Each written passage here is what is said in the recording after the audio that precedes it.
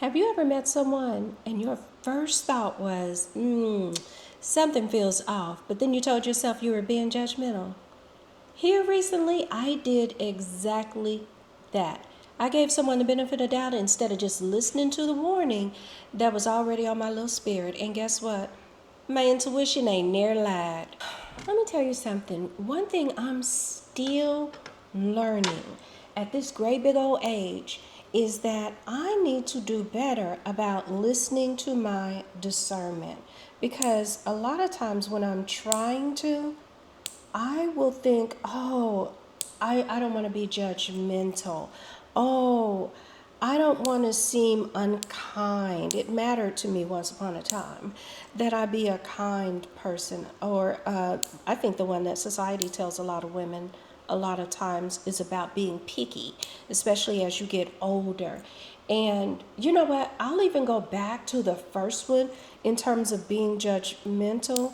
I grew up in the church, and it seems like the message that a lot of us got, and I'm going to go ahead and say a lot of us women, because the vast majority of those of us in the church were women, and more times than not, we were being preached to by a man. So a lot of times as women, we're told, that we're going to suffer now, but we'll be rewarded later. A lot of things are just tied to suffrage, whether it's menstrual cramps, delivering a baby, uh, being a person who kind of sticks it out in marriage. Uh, 9 times out of 10, you don't see a lot of men there unless one, they're older, or two, they're going to counseling, probably for something that they did. But I just think growing up in the church, I repeatedly got a lot of subliminal, could have been overt messages about suffering now and perhaps being rewarded later if I'm a good girl, if I'm not too judgmental, if I fill in the blank, but the end result is get with the program. And it's not just a matter of following God's way. I don't mind that at all. It was more so a matter of the earthly suffering. And I don't really believe all of that. I don't really believe that my God wants me to just suffer, suffer, suffer here on earth and then get rewarded later in life. I really don't. I don't. I think, and maybe people will disagree with me on this, but I think that one of the places you should see the happiest people is at church. One of the places you should see the most abundance is in a church parking lot. You shouldn't be driving by a church parking lot if the people are doing what they're supposed to do, seeing hoopty after beat up car. Oops, wait a minute. Then you get to the pastor's spot and it looks fantastic. I think, you know what? I'm getting off topic. I think it was my last vlog in which I was talking about I went out dancing, putting my little two-stepping skills to work, and a gentleman, kind of did that across from the dance floor, which of course is a universal sign for do I want to dance. But I ain't like it. I wanted him to be a gentleman in all of the senses and come on over and ask me to dance, right? And so when he didn't, my initial thought was, yuck. I don't think I like him very much. But, a little while later, I guess he caught on. He saw me dancing with other gentlemen who got up and came over and asked me to dance. And so it felt like he caught on. He gave me a bit of what I wanted. So when he asked me, when he got up and came over and asked me now, when he asked me, I said yes. Even though I still held on to a little bit of the feeling about him, right? Let me tell you, later I would learn, later that night, it didn't even take a while later, because I don't know, I guess God is just taking sympathy on me, and he's realizing that there are certain things I don't catch on with quick enough, and so he gives me a little pebble, and the pebble was that. But when that don't work, he just full on bricks upside my head. And so before the night was even up, that fella showed me, you should have gone ahead and listened to your intuition the first time. But anyway, that prompted me to think of, and excuse the noise that you hear, the lawn workers are doing lawn work. That prompted me to think of at least 5 signs that tell us our intuition is at work. Our body knows it before our brain, even our heart sometimes, can process it. And I said, oh yeah, let me go on and do a video while that's on my mind, because I think a lot of times we talk ourselves out of things. And the fact of the matter is, your intuition ain't gonna come and give you a PowerPoint presentation on why you shouldn't do something or why you should do something. It's not gonna do that. It's just gonna give you that gut instinct. And that's something that we honestly need to start listening to, or at least me for sure. And I thought, I won't say that I'm the smartest woman in the world, but I darn sure ain't the dumbest. So I kind of think if there's something here and there that I need to learn or I need to refresh myself on, then maybe my other classmates need it as well. And y'all might be able to tell me something else I need to know about it. But anyway, that being said, here are the 5 things I'm thinking of in terms of intuition that we need to listen to. Just listen to it the first time. Because again, that PowerPoint's not likely to happen. Yeah, there's something to be said for just accepting that something doesn't feel right the first time, and not trying to put on our cape and save somebody, or not trying to be an attorney. I ain't got not nan law degree, but I steady want to stay up defending somebody and giving someone a second chance and all of that.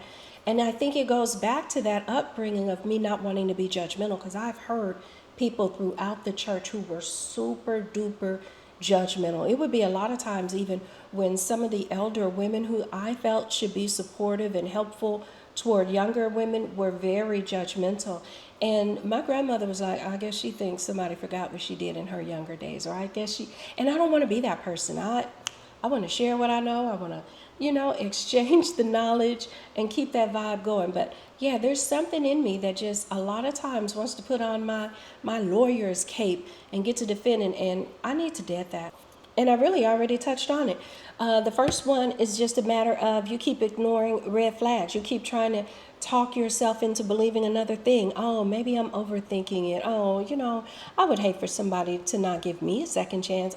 Maybe he didn't mean it, or maybe he didn't mean it the way it sounded, or maybe it's just, to me, another way of us trying to ignore our intuition. That maybe, whatever it is, fill in the blank, that's just another way of us silencing what our body's already told us. It's our mind trying to shut down our body from a natural reflex that it already gave us. So that's, to me, number one, trying to ignore red flags. Let me put on my glasses and get serious about these nails.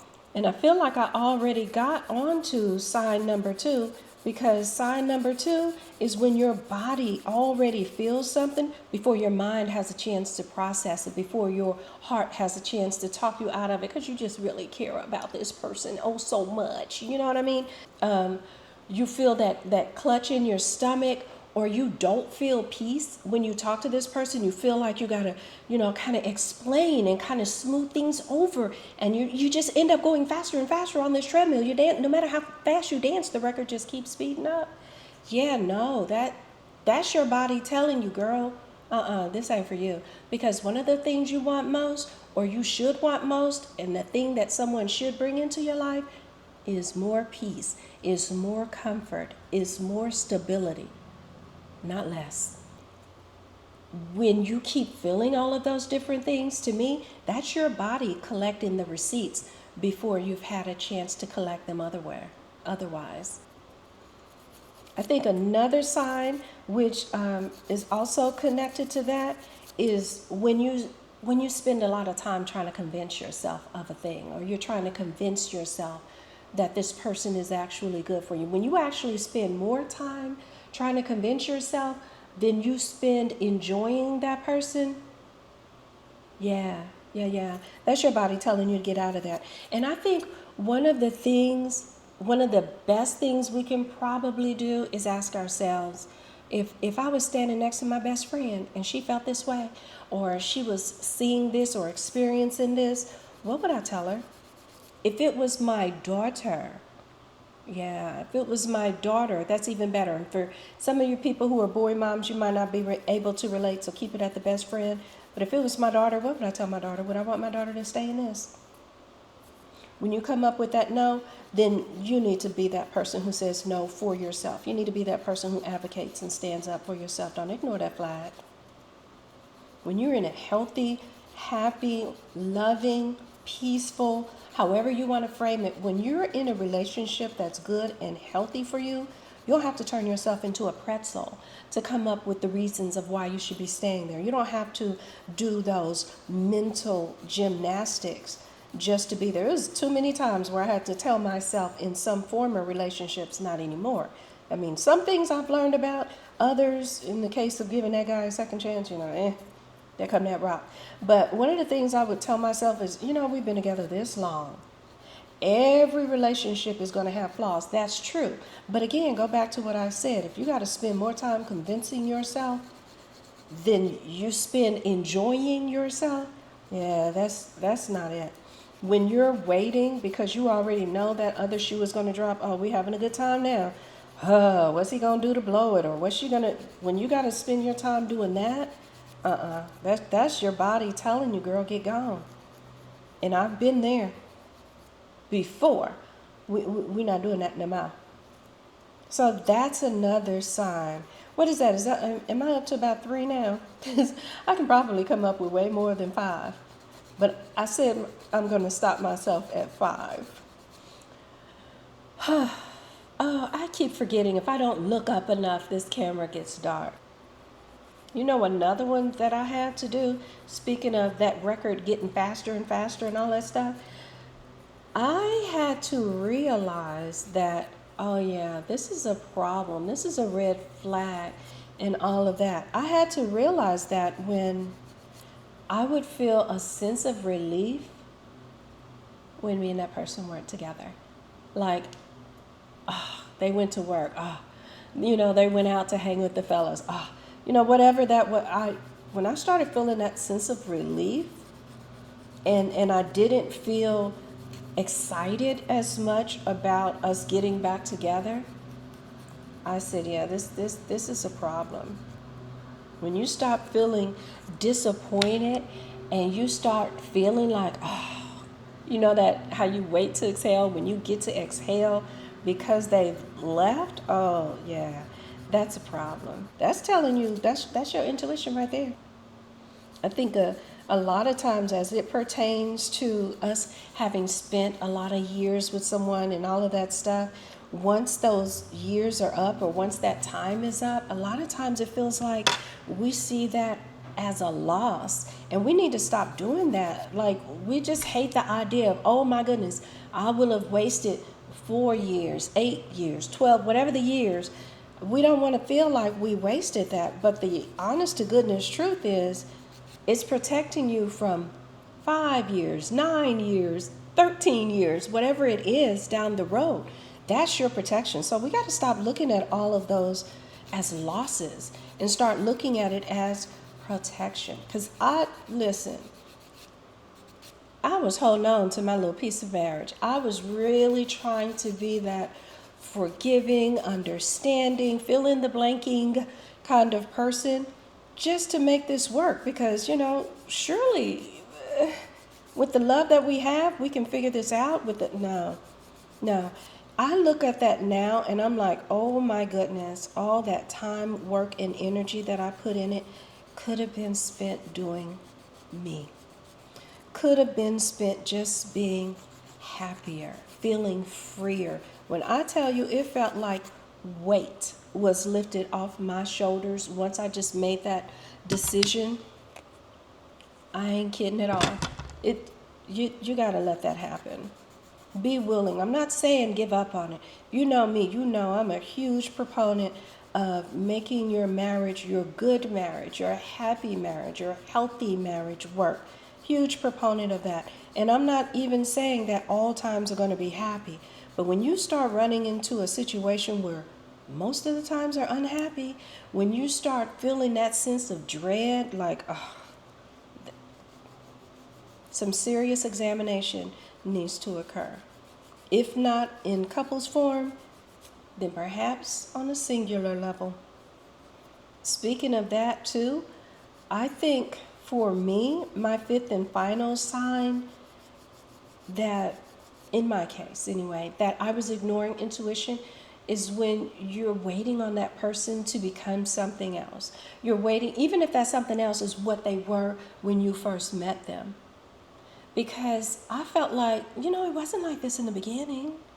At first, it was like, when we met, it was like, and I'm waiting on that person to return to me again, when in reality, the person right here in front of me was more likely the real person that it was. That mask just had to, people get that. Listen, the person I met in the first place, that was the one that was holding that mask up. But even the lightest mask, even the easiest mask, even the friendliest mask, the kindest, whatever you want to call it, even that mask is going to get a little bit heavy. And that arm is going to slip, if not just completely come down. And that's what I had to realize. The person that I had before me, that was the person that I had. The person I used to have, the memory, that's all that was. That was a memory. The person from before, that was just a memory. Deal with the person I have right here in front of me. And when I had to look at it that way, I knew, I don't want to do this no more. A lot of times people say, believe someone when they show you the first time. That's what I was trying to hold on to. I was trying to believe that first person I saw, but that wasn't the genuine person. I think that saying needs to be reconfigured a little bit. Instead of believing a person when they show you the first time, sometimes you have to believe a person when they show you consistently. When time and again you start getting nervous, that's the person to me that you honestly need to believe. That's the person that you've really got in front of you. Believe a person when they show you who they are consistently. That's why I love consistency. No matter how much a person wants to, they just can't fake it. You just cannot fake consistency. It has to come out. Consistent to me is more like God. And they are really being loud with that blower now. So sorry if you can hear that. If you can't, good. We're just going to keep powering through. But yeah, I think consistency is more godly. That's why it can't be faked. On a personal level, one of the things I think I need to really be cognizant of and remind myself of, and all the things, keeping it in the forefront of my mind, is that I don't owe anyone my time, my access, my thoughts, my anything. I don't owe anyone anything simply because they're interested in me. I don't owe them a second chance because they're interested in me. I don't owe them anything. We can just stop at that. A few more things that I would add to that is that being kind doesn't mean ignoring your wisdom you've learned something from before. You can apply that to this situation. A lot of times people try to tell you, don't make me suffer for past mistakes or for things that other people have done. It's not a matter of you making them suffer. Don't feel like, I don't want to do that. I don't want to. No, feel like you have gained wisdom. You are applying your wisdom. Being kind does not mean you have to ignore the wisdom. When someone shows hints and signs of something from before, I've learned about this. I know about this. Listen, I feel like in my lifetime, I have seen some people with some addictions, whether it's cigarettes or liquor or harsher drugs. It does not make sense to me that I say, just because I saw someone smoke a little crack and get addicted, that doesn't mean I can't try a little heroin. Why not? You can lump those in the same thing. They are not the same thing, but they're in the same category, right? And so I think when a person acts like they're in the same category as someone who's hurt you before in a certain way before, it's okay to go ahead and use your wisdom. Kindness does not require you to ignore your wisdom. That's one thing I would say. Another one I would say is that grace doesn't require you to ignore your discernment.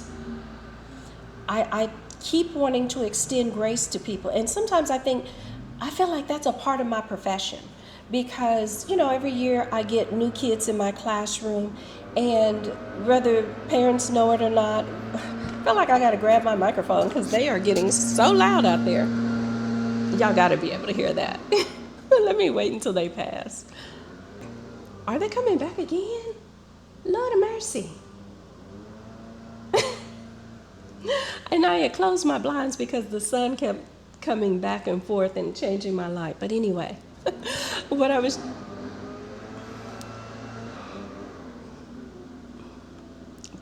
trying to give you some grace, Mr. Long Care Man. You getting on my nerve now. Okay, I think I can finally finish. But I feel like in my profession as a teacher, every year we get, I'm going to just call it a dossier, if you will. But, kids have their records. Even if they've gone to preschool, there's a record of how they tested. There's a record of their behavior and different things like that. It can be a good one or it can be a not so good one, depending on, that child's actions, of course. For me personally, I have found that the way a kid behaved with that teacher isn't necessarily how they're going to behave with this here teacher. As a matter of fact, chances are really great it ain't going to be how they behaved with this one here. That's what I'm saying. And so I don't like looking at those records. I'll look at test scores and things like that just so I'm not wasting that child's time. I don't want to teach them letters if they already know words. So I'll look at it academically, but behaviorally, no, I always bypass that. And so I feel like me being the person who does that, not every teacher does. A lot of teachers actually look at that and they say that it helps them, and it very well may help them. I don't want to discount that, but for me, I just don't like it. I like to do my own thing with them. I like to get my own ideas and such, if you will. And I like to allow that child to have a new and fresh start with me. So where am I going with this? I'll tell you. I feel like as part of that, I have a tendency to want to extend grace to people all the time. Oh, I just met you. I'm, give you a little bit of grace. I want to make sure I'm not being judgmental. All the things that I listed before. I think a part of my profession plays into why I do things the way that, well, let me rephrase that, why I've done things the way that I've done them. But one of the bigger things I have to realize is there's a huge difference between a child who's still moldable and a big old musty-tailed man who ought to know better by now. You know what I mean? And so that is a reason that this whole topic came up too, because I'm like, Kimberly, why are you trying to extend grace? Because 9 times out of 10, again, you're not a stupid woman. And 9 times out of 10, all they do is prove exactly what you thought in the first place. So, believe me when I say that. I can put my mic down and get back to my nails now. I think they're gone. But believe me when I say that, there are a lot of things that I share with you all.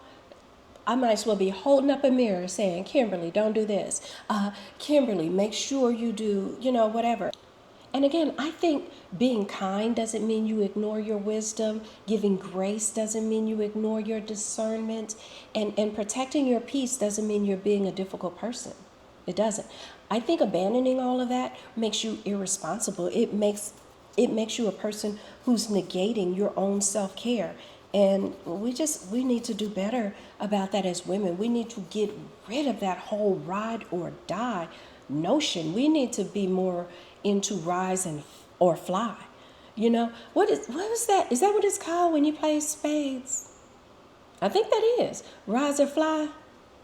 You know what I mean? When you and a partner, you have every 100 points, 300, 500, whatever you decide, every 1, 3, 500 points of whatever it is, if you and your partner make it, you're good. You keep riding it out. If not, you fly on up out of your seat.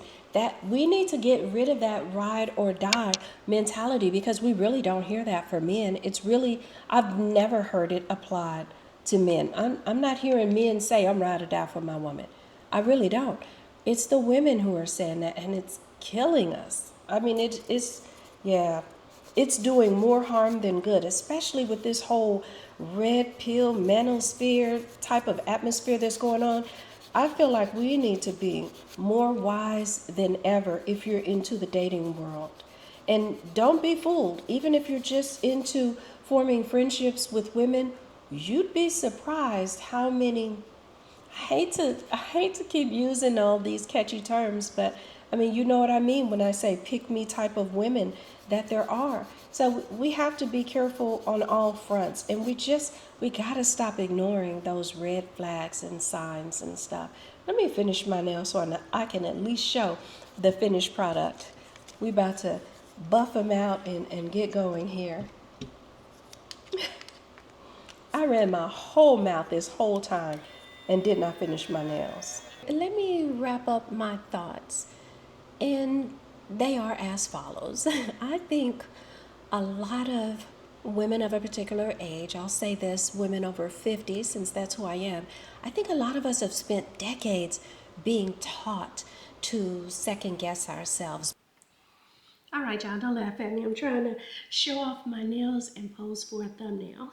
Being taught to wait for the later rewards. And so, in that waiting, we don't want to be rushed to judgment, so to speak. We've been taught not to be too picky or too cautious, too sensitive, too guarded, too whatever, fill in the blank. But it all comes down to just not being what a person might say is being too much. But in reality, that too much and all that, that was actually wisdom all along. So these days, when my spirit says no, I am learning that that no is a full and complete sentence. It is worthy of a full and complete stop. And sometimes the most loving thing we can do for ourselves is believe your doggone self the first time. Cha cha cha cha cha.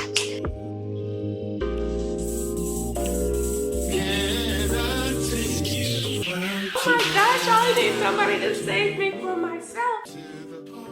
I'll have you home before it's dark, so let me know.